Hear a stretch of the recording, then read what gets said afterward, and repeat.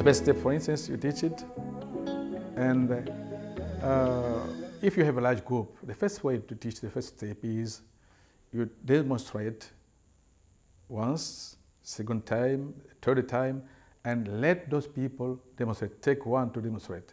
He does it, take another one, take a second one, and a third one. Don't take too many people if you have a large group of people, because you have to match it with the second step.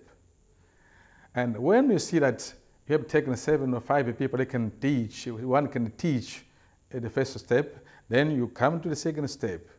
And then when you show the second step, take only 2 people to demonstrate how they can do it, finding the picture word, the picture words.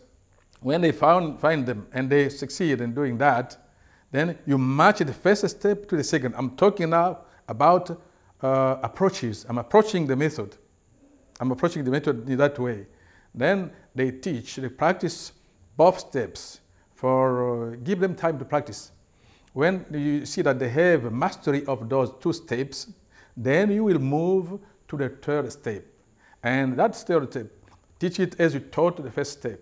Just after demonstrating, you ask someone to come and do the same. He does it, ask the second one, and then the third one, finish. Then you tell them, now practice. Now don't let them practice just the third step, because they will forget the first and the second. Let them practice the first, the second, and the third step. They do those steps, they do them. If they forget, you try to help them, remind how it was and so on, and they do that. Give them much time to do that.